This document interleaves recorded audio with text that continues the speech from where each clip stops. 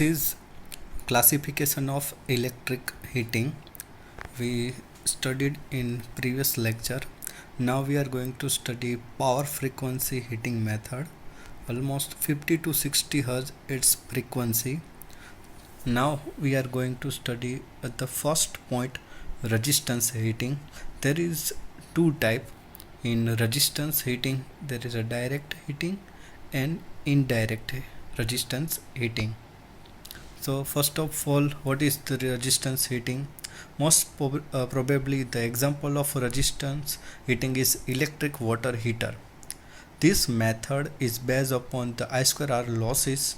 Whenever current is passed through a resistor, a material heat is produced because of I square R losses. The generation of heat is done by electric resistor carrying current. The heating elements, the feature of heating element: high resistivity, able to withstand high temperature without distortion, low temperature coefficient of resistance, positive temperature coefficient of resistance, free from oxidation at high temperatures. The difference between a direct resistance heating and indirect resistance heating. We study a different 2 to 3 points regarding both heating method. In first direct resistance heating method, electric current is passed through the body, a charge to be heated. Charge means a heating material with mixed with some resistance elements.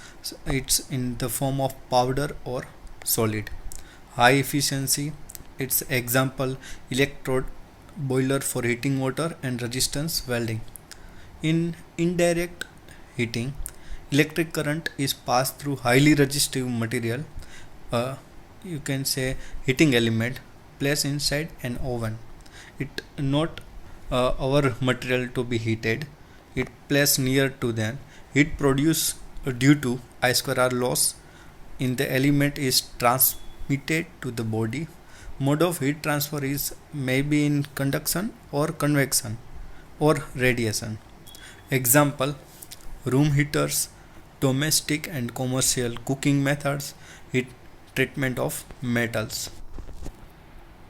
This is the figure of direct resistance heating. In that there is a two electrode are connected with supply. One is called anode and another is electrode. The supply is given to both electrode and they are one chamber like furnace. Electrode and our charge is inside the furnace. A charge in the form of powder or solid. Charge become from the heat elements and some element added to resistivity will increase. So high resistance powder and our heat element produce a charge. The supply is given to that electrode. Current pass from anode to cathode through the charge. Now this is the example of direct resistance heating. In that electrode directly connected to charge, the current pass through electrode and charge and circuit is completed. Now the next point is indirect resistance heating.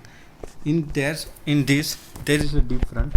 Electrode are not connected to charge, so this is the method we call that indirect resistance heating method. Charge and electrode are separated, so heat transfer may be convection or radiation. In this, the both electrode and supply, the supply given to both electrode and circuit is complete to anode, cathode and our battery, and the charge is placed near to this both heating elements. So in this method, a jacket is in the form of cylinder. In that we put our charge and current pass through electrode. In this method, the heat produced from heating element and heat transferred through convection or radiation method.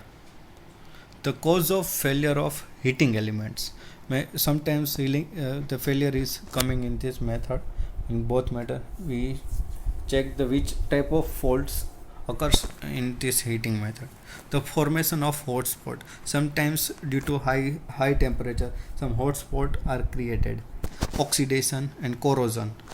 So some metal elements of electrode, due to the charge and powder, it may produce corrosion.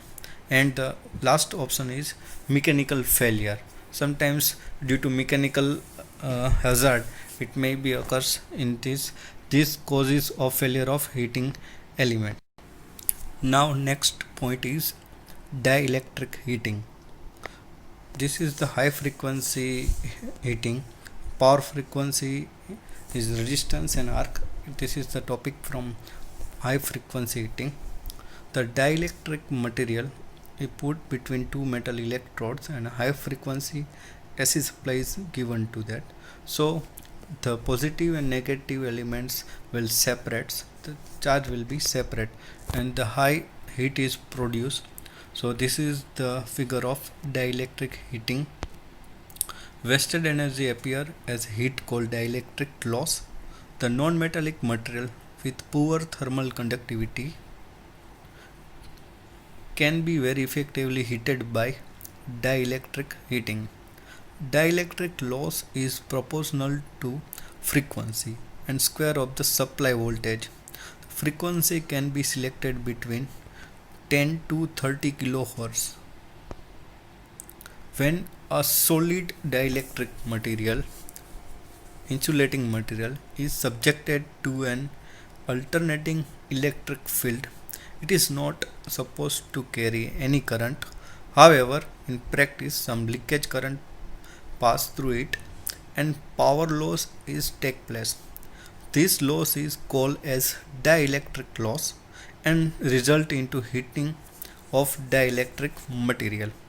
So whenever the dielectric loss is produced, so we can in that the dielectrical material put between two metal electrodes and high frequency supply is given to that.